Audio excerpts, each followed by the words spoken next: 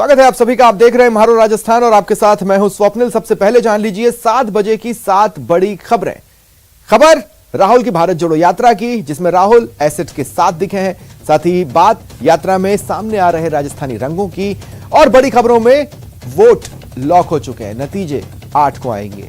साथ ही बात राजू ठेठ मर्डर कांड की, जिसको हम सुनेंगे चश्मदीद की जुबानी, और खबरें कहीं हंगामे कहीं बवाल की, और साथ ही बेरोजगारों से हुई बातचीत की, और छत्तीसगढ़ से जगी उम्मीद भी बड़ी खबरों में शुमार है। लेकिन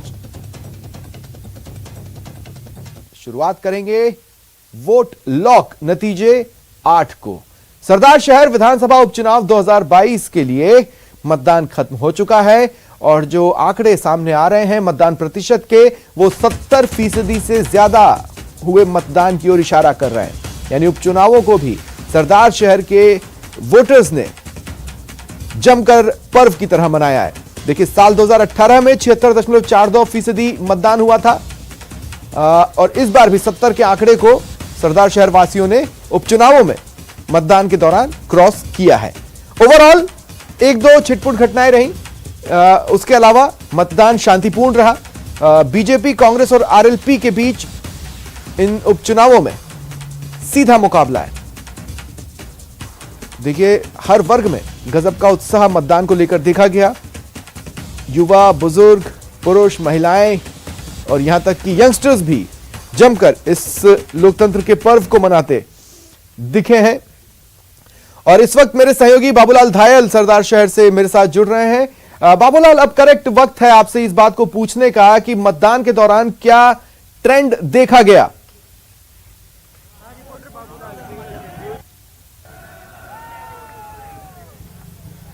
अगर आप मेरे पीछे खड़ी भीड़ को चुनावी नतीजे के रूप में अगर सच मान सकते हैं तो यहाँ पर अनिल शर्मा चुनाव जीतते हुए दिख रहे हैं। लेकिन ये जहाँ पर मैं खड़ा हूँ, ये गांधी चौक है, जो कि सियासी गतिविधियों का बहुत बड़ा केंद्र है, और सियासी सब बहुत जबरदस्त होती है। आप यहाँ पर कई चीजों को देख के हतप्रभ रह सकते हैं। शाम हुई, वोटिंग जैसे खत्म हुई, और गांधी चौक पर सैकड़ों की संख्या में लोग जमा हो गए, और ये लोग यही कह रहे हैं कि भंवरलाल शर्मा के बेटे अनिल शर्मा चुनाव जीतने जा रहे हैं। सरदार शहर के जो लोग हैं, उनकी राजनीतिक समझ इतनी बड़ी है कि यहाँ पर चुनाव चाहे अमेरिका का हो चाहे बंगाल का हो, यहाँ के लोगों की दिलचस्पी बहुत गजब रहती है, और हमेशा बढ़ चढ़ करके ये भागीदारी करते हैं। लोकतंत्र का उत्सव चाहे अमेरिका में बनता है, तो यहाँ के लोग जो है ना, उस पर भी चर्चा करते हैं, और यहाँ पे सट्टा बहुत ज्यादा लगता है, और सट्टे में जो भाव है इस वक्त वो अनिल शर्मा के पक्ष में है। तो कह ये सकते हैं कि मतदान के जो प्रतिशत है, कांग्रेस अपने पक्ष में मान के चल रही। कांग्रेस के नेताओं का बॉडी लैंग्वेज बहुत पॉजिटिव है, लेकिन बीजेपी भी दावा कर रही है कि कांग्रेस गलतफहमी में है, हम लोग चुनाव जीत रहे हैं। और जो लोग हैं उनसे हम पूछने की कोशिश करेंगे। तो इसमें क्या है, मतलब लोगों ने देखिए, उपचुनावों में जब इस तरह की कंडीशंस बनती है, सहानुभूति लहर होती है, लेकिन कई बार इलाका सहानुभूति से विपरीत भी जाता है। यहां पर क्या है, क्या ये सहानुभूति की लहर है जो कि इस जोश में नजर आ रही है, या फिर जैसा कि गहलोत सरकार कह रही है हम हमारे काम से जीतेंगे, हालांकि कार्ड उन्होंने सहानुभूति का ही खेला। किसका पलड़ा भारी है?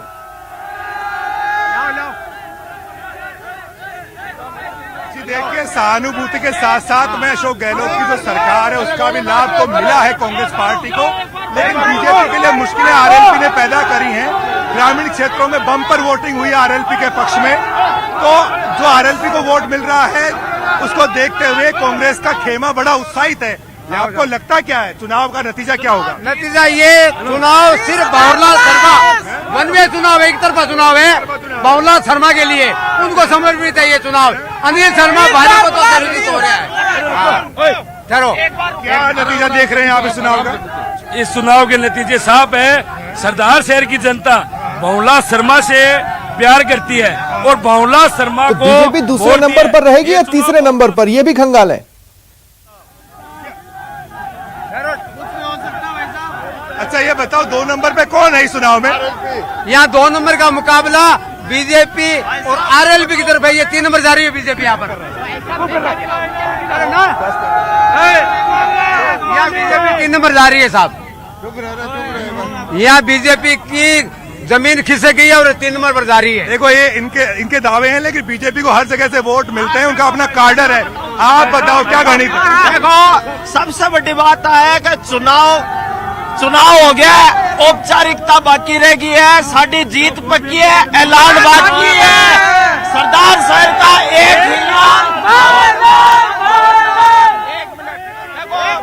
सरदार शहर में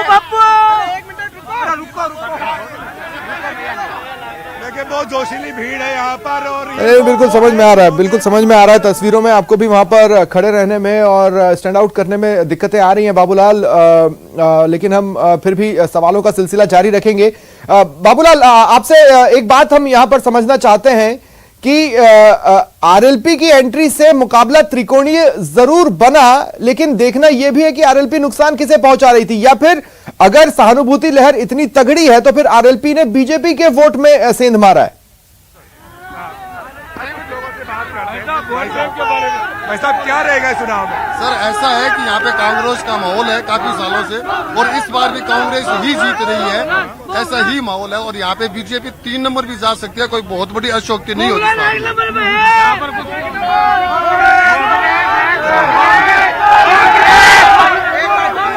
देखिए ये लोग दावा भले ही करें, लेकिन अभी भी जो है बीजेपी को लोग 2 नंबर पे मान रहे हैं अधिकतर लोग, लेकिन आरएलपी ने वोट बहुत खाए हैं ग्रामीण इलाके में, बहुत जबरदस्त वोटिंग हुई है उनके पक्ष में, लेकिन वो एक समुदाय विशेष तक सीमित बताई जा रही है।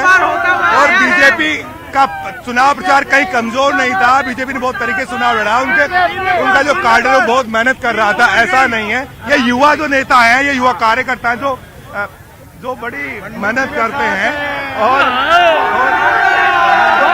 आप जो है सरदार शहर में इस भीड़ को देख के नतीजे पे मत जाइएगा, क्योंकि हो सकता है बहुत सारी चीजें यहाँ पर होती हैं।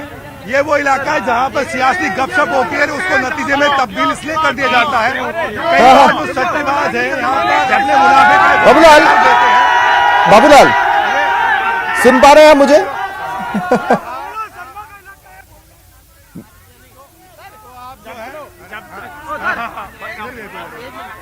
बाबूलाल सुन पा रहे हैं क्या मुझे?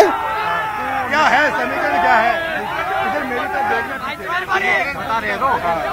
समीकरण क्या है, किसको कितना वोट मिला ये बताइए। नतीजे पे क्यों नहीं जाए? अरे अभी बताओ ना समीकरण क्या है? समीकरण किस चीज का पूछ रहे हो? चुनाव का बताओ ना, तो बता देना ना आपने, एक बार हो गया। हाँ बताइए किसको कितना वोट? हाँ रुको मजाक कांग्रेस को 70% वोट मिलेंगे और 20% मिलेंगे, आरएलपी को 10% मिलेंगे, बीजेपी को। ठीक है, शुक्रिया बाबूलाल हमारे साथ जुड़ने के लिए और इन लाइव तस्वीरों के लिए, तमाम बातचीत के लिए। बढ़ेंगे आगे और अब बात करेंगे एसएच के साथ राहुल की यात्रा की। कन्याकुमारी से शुरू हुई राहुल गांधी की भारत जोड़ो यात्रा जब पहले कांग्रेस शासित राज्य राजस्थान पहुंची तो उसका अंदाज काफी कुछ बदल गया। सीएम से लेकर मंत्री तक यात्रा में शिरकत करने पहुंचे। आम आदमी भी इस यात्रा में जोश भरते दिखाई दिया। बहुत बढ़िया लग रहा है, बहुत अच्छा चलिए।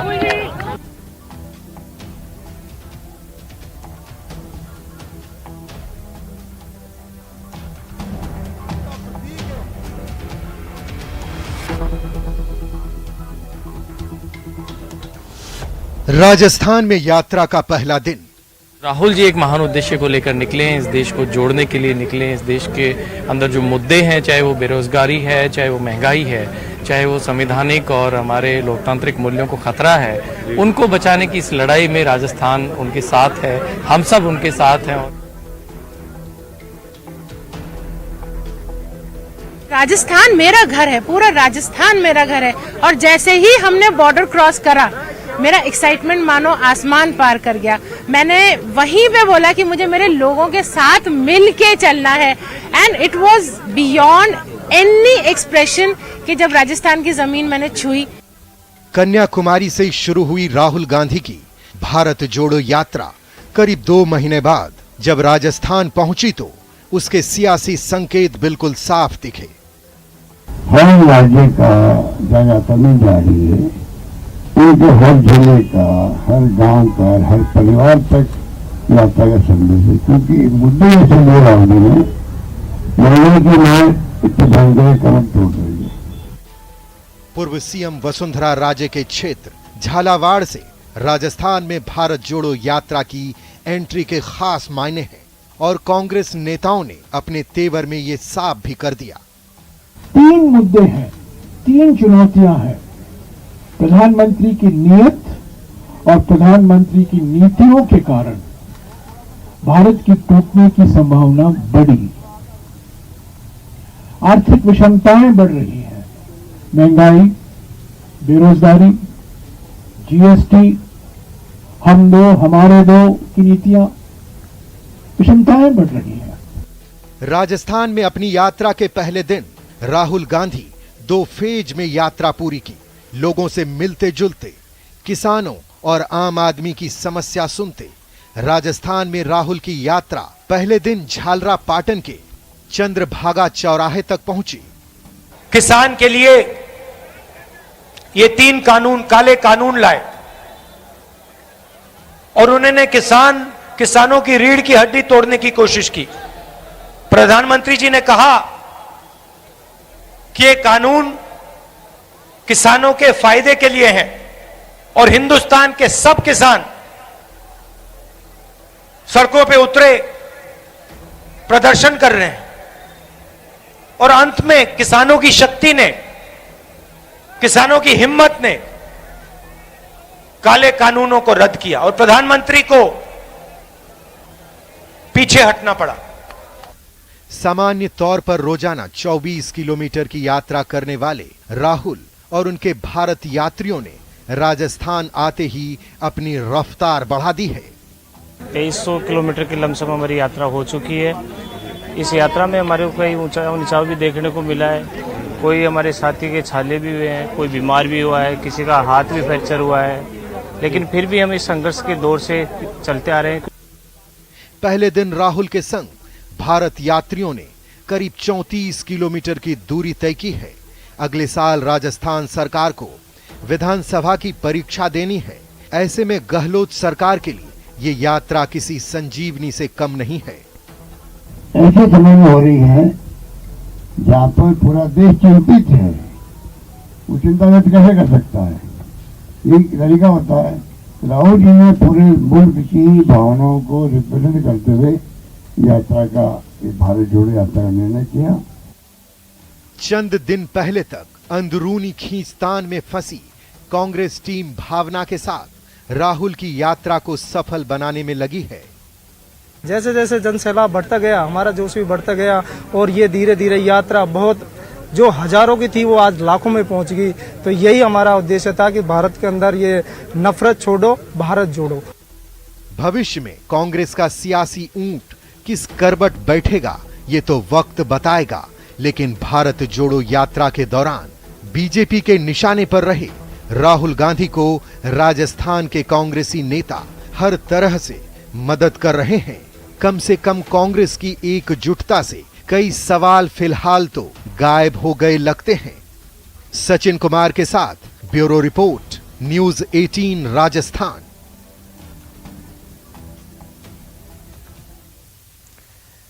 भारत जोड़ो यात्रा ने न सिर्फ राहुल का लुक बदला है, उनका अंदाज भी बदल गया है। देखिए राजस्थान में भारत जोड़ो यात्रा के अनोखे रंग।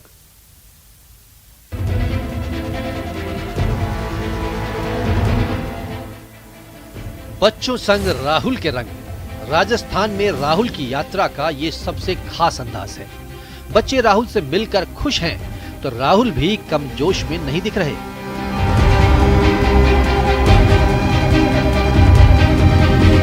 चलने में बहुत मजा आ रहा है और भारत हम जोड़ रहे हैं। उधर देखो, उधर देखो। हमें चलने में बहुत मजा आ रहा है। नाम बताओ पहले। हमारा नाम तो हसीना मेघवाल। आपका नाम बताओ। मेरा नाम शिवानी मेघवाल है। और आपका नाम? वर्षा मेघवाल।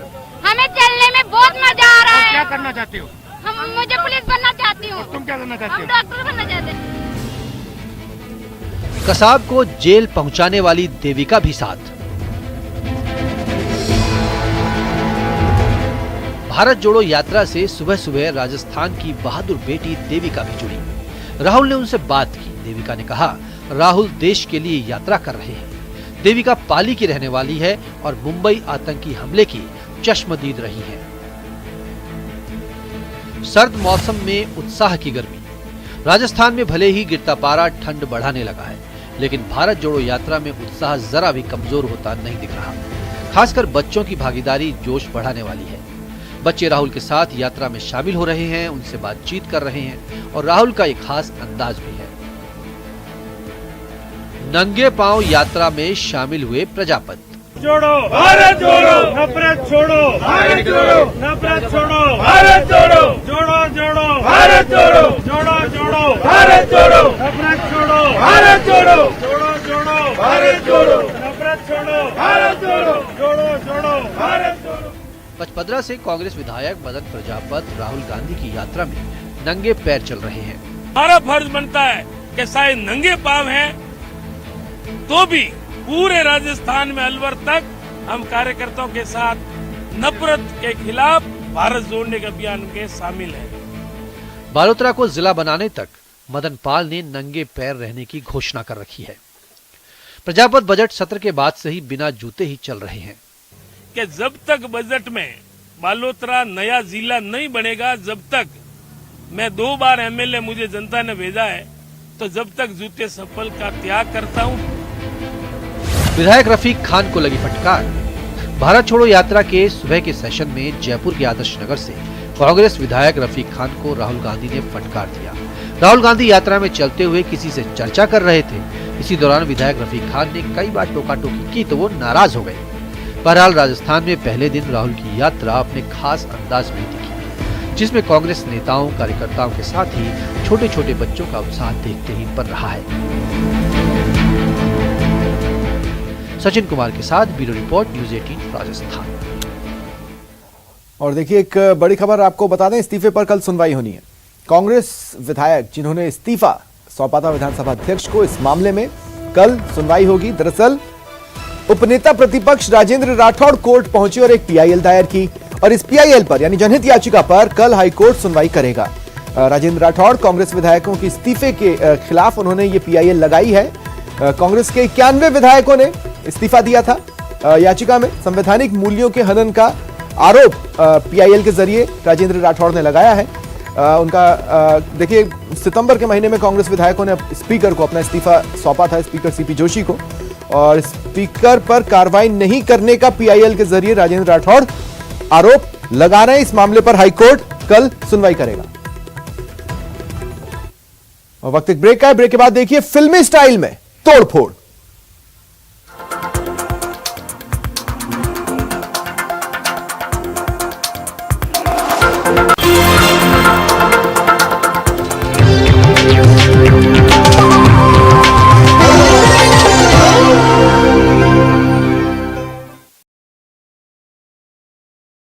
कल राजू का मर्डर,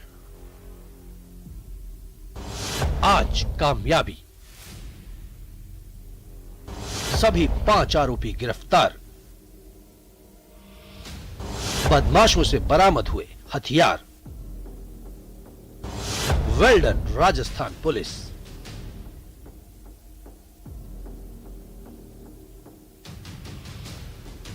दिन दहाड़े हत्या के बाद ये वो तस्वीरें थी जिनसे पुलिस के इकबाल पर सवाल उठने लगे थे। आम आदमी सहम गया था और विपक्ष हमलावर हो गया था। जी हां, हत्या के बाद हथियार लहराते हुए भागने की फिराक में लगे ये वो हमलावर हैं जिनकी गिरफ्तारी राजस्थान पुलिस के लिए साख का सवाल बन गई थी। पुलिस ने हमलावरों की खुली चुनौती को स्वीकार किया और 24 घंटे में ही अपना वजूद साबित कर दिया। लेकिन ये इतना आसान नहीं था। आरोपियों को पकड़ने के लिए पुलिस की 150 टीमें बनाई गई थीं।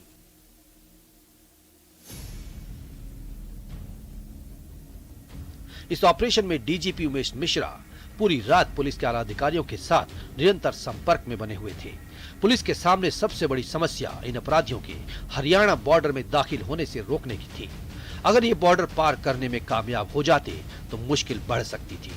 हत्याकांड के तुरंत बाद पुलिस ने सीकर सहित हरियाणा बॉर्डर के पास नाकाबंदी कर दी और आसपास के जिले की पुलिस को अलर्ट कर दिया। इसके बाद अपराधियों को दबोचने का ऑपरेशन शुरू किया गया। देखिए, कल सुबह जब ये घटना हुई तो सीसीटीवी फुटेज में 4 अपराधियों का दिखना पाया गया और एक अपराधी नहीं दिख रहा था, लेकिन पुलिस को पता चला कि टोटल इसमें 5 शामिल हैं इस पूरे घटनाक्रम में मौके पर। जानकारी के मुताबिक हत्या के बाद भागते वक्त बदमाशों ने ऑल्टो गाड़ी के पास खड़े एक व्यक्ति ताराचंद से चाबी छीनी और विरोध करने पर गोली मारकर उसकी हत्या कर दी। इसके साथ ही कैलाश चंद्र नाम के व्यक्ति को पैर में गोली मारकर क्रेटा गाड़ी छीन ली। भागने के दौरान ये लोग झुंझुनू जिले की बागोली नदी में उतर गए। इससे पहले उन्होंने इलाके में फायरिंग भी की, जिसके बाद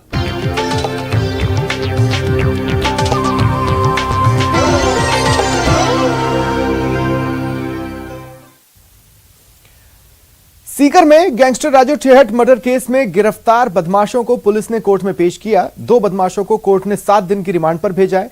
वहीं एक बाल अपचारी को बाल न्यायालय में पेश किया गया। फिलहाल पुलिस दोनों आरोपियों से पूछताछ कर रही है, जबकि मामले में 2 आरोपी जिनको पुलिस ने गोली मारी थी जयपुर के एसएमएस अस्पताल में भर्ती हैं। अस्पताल से छुट्टी मिलने के बाद पुलिस इन दोनों से भी पूछताछ करेगी।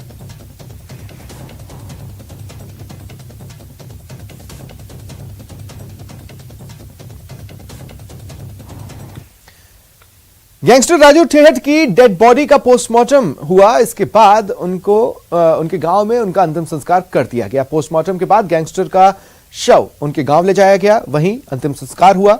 इसके बाद प्रशासन ने राहत की सांस ली, क्योंकि पिछले 2 दिन से यह मामला प्रशासन के गले की फांस बना हुआ था। अब पुलिस गिरफ्तार बदमाशों से पूछताछ कर रही है।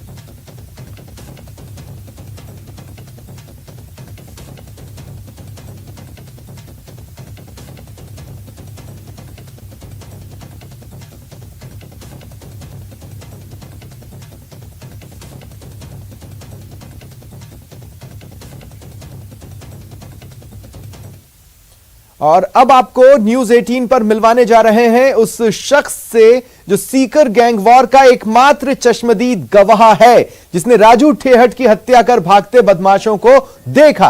पेशे से वो ड्राइवर है। कैलाश सैनी बच्चों को छोड़ने वहां आए थे, जिनसे बदमाशों ने पैर में गोली मारी थी, लेकिन अब वो पूरी तरह से ठीक है। सीकर में गैंगस्टर राजू ठेहट और एक और व्यक्ति की गोली मारकर जब हत्या की गई, उस वक्त एक शख्स वहां पर मौजूद थे जिनका नाम कैलाश है, जिनको भी गोली लगी है। और ये एकमात्र शख्स है जो वहां गोली लगी और उस पूरी घटना की चश्मदीद है। हम इनसे बात करेंगे। कैलाश जी, कहाँ से आ रहे थे आप? उस वक्त क्या हुआ? मैं सर बच्चे छोड़ के गाड़ी लगा दी थी। गाड़ी लगा के जैसे नीचे उतरा तो उधर से आ रहे थे। तब मैंने देखा कि भाई बच्चे हैं स्कूल के। तब मैं वह जैसे घूमा तो उन्होंने फायरिंग की, तो फिर भी मेरे पैर में गोली लगने के बाद में मेरे को नहीं पता चला कि अपनी गोली लग गई। मेरे एक साथी ने आवाज़ लगाई, अरे बोले नीचे देख नीचे देख। उसके बाद में सर पता नहीं चला क्या हुआ और क्या नहीं हुआ। कहाँ खड़ी थी आपकी गाड़ी? कहाँ से निकले थे आप उस वक्त? मैं कोचिंग से निकल के, जो हमारी बसें खड़ी होती है पार्किंग के अंदर, उसके सामने खड़ा था।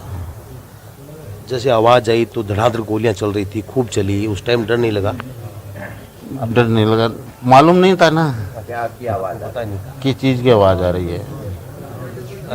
जो अल्टो छीनी गई वो आपके सामने ही थे, वो भाई साहब भी जिनके लगी, उनको देखा आपने गिरते हुए, गोली मारते हुए? नहीं सर, वो 1-2 अंकल थे। एक तो इस साइड बैठा था, एक दुकान है वहाँ पास में, उसके ऊपर खड़े थे।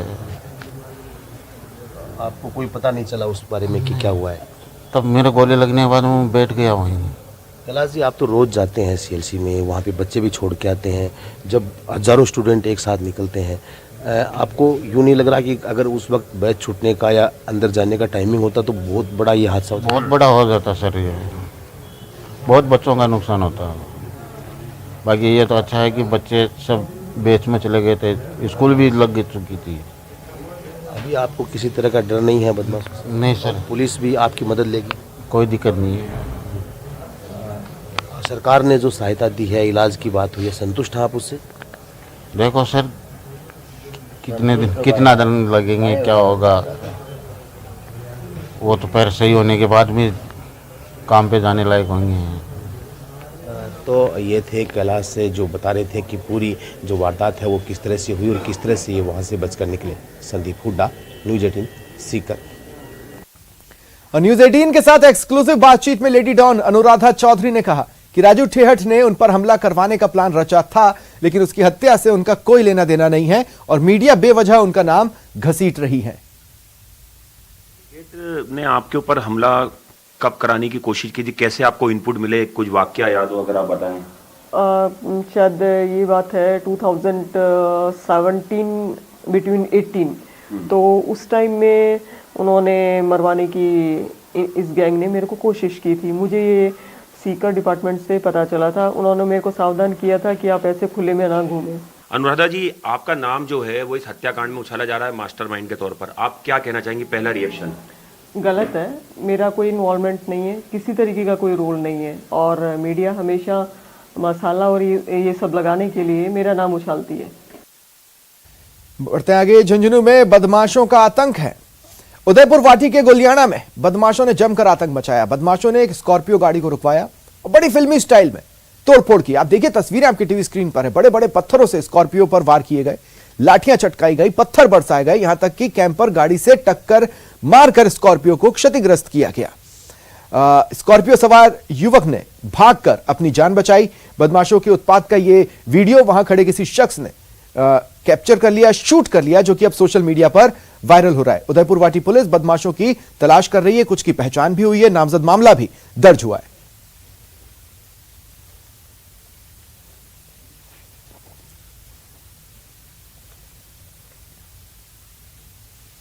और चलिए रुकते हैं एक छोटे से ब्रेक के लिए।